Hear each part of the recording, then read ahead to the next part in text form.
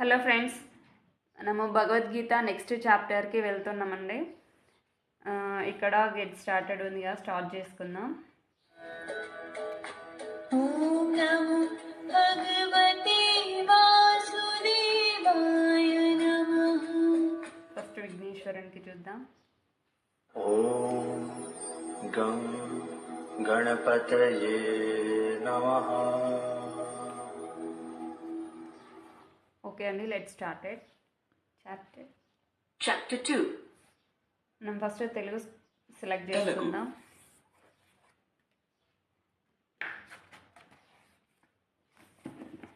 Chapter 2లో first శ్లోకం భావం అండి. ఓన్లీ తెలుగులో సంజయుడు విందాం. పలికెను.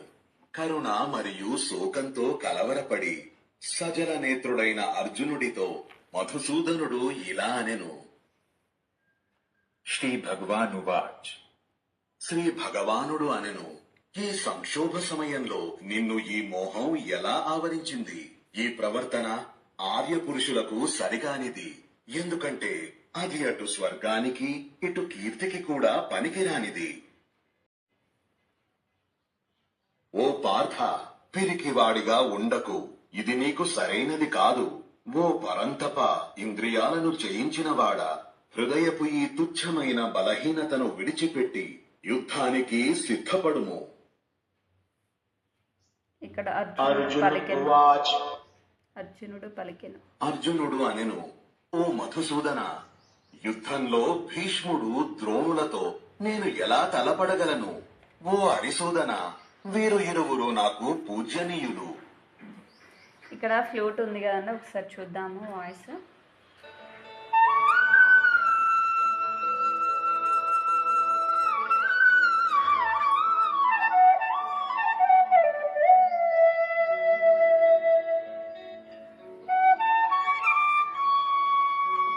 ఈ మహానుభావులను చంపకుండా భిక్షాటన చేసి ఆహారం తినడం ఉత్తమమని నేను భావిస్తున్నాను. ఎందుకంటే గురువులను చంపడం ద్వారా నేను ఈ ప్రపంచంలో పొందేది ఏదైనా ఉంటే అది రక్తపు సంపదనే. ఇవి అర్జునుడు చెప్తున్నాడు కృష్ణునితో. మనం ఏమి చేయాలో కూడా మనకు తెలియదు. మనము వారి మీద గెలుస్తామో లేదా వారు మన మీద గెలుస్తారో. వారిని చంపి మనం జీవించడం నాకు ఇష్టం లేదు. అదే ధృతరాష్ట్ర కుమారులు యుద్ధానికి మన ముందు నిలబడి ఉన్నారు. కారుణ్య దోషము కారణంగా నేను కింకర్తవ్య మూఢుడనైనాను. కాబట్టి నాకు ఏది మంచిదో మీరే ఖచ్చితంగా చెప్పండి. నేను మీ శరణు కోరుతున్నాను. ఒక శిష్యుడిగా నాకు బోధించండి.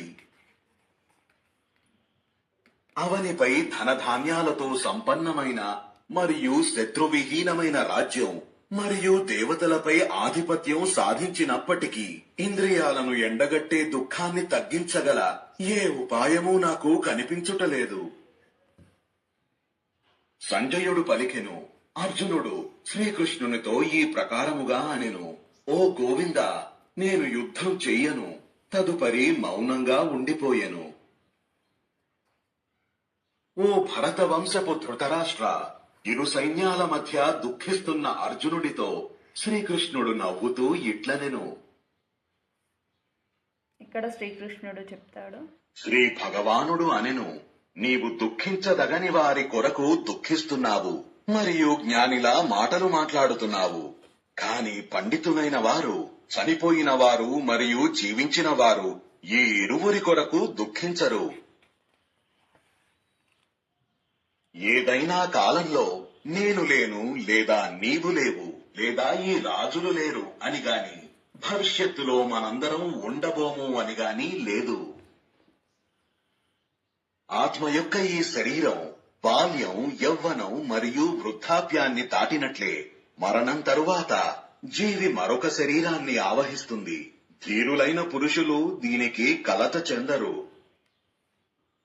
ఓ కుంతి కుమార, చల్లదనం, వేడి మరియు సుఖము, దుఃఖము అనేవి ఇంద్రియాలు మరియు విషయాల కలయికతో ప్రారంభమవుతాయి మరియు ముగుస్తాయి. అవి అశాశ్వతమైనవి. అందువల్ల ఓ భరత, నీవు వాటిని తట్టుకోవలే. ఓ పురుషర్షభ, పురుషులలో శ్రేష్ఠుడా, సుఖ దుఃఖాలను సమానంగా భావించి వాటికి కలత చెందని మనిషి మోక్షం పొందడానికి అర్హుడవుతాడు. ఇక్కడ శంఖం ఉంది.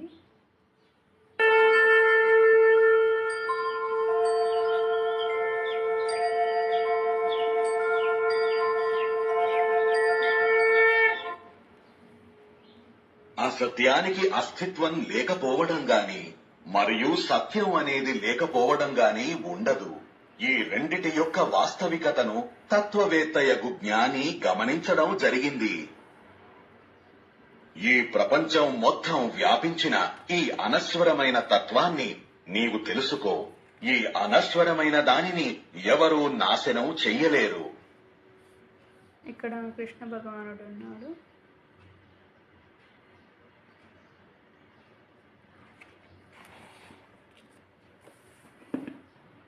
ఈ శరీరంలోని ఆత్మ అనశ్వరమైనది మరియు అర్థం కానిది. శరీరం నశ్వరమైనది. కాబట్టి ఓ భరత, నీవు యుద్ధం చెయ్యుము. ఈ ఆత్మను చంపగలనని భావించే వారికి మరియు అది చనిపోయినట్లు నమ్మేవారికి ఈ ఇద్దరికి ఆత్మ చనిపోదు మరియు చంపబడదని తెలియదు.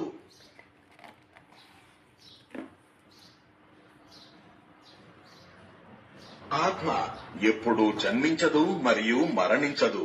అలాగే అది ఒకసారి ఉత్పత్తి అయ్యి తిరిగి కాదనేది కాదు. ఇది జన్మించనిది, నిత్యమైనది, శాశ్వతమైనది మరియు పురాతనమైనది. శరీరం మరణించినప్పుడు కూడా అది మరణించదు. ఓకే అండి, ఈరోజు 20 శ్లోకాల వరకు చూసినాము. ఒకసారి ఇక్కడ టచ్ చేసి చూద్దాం.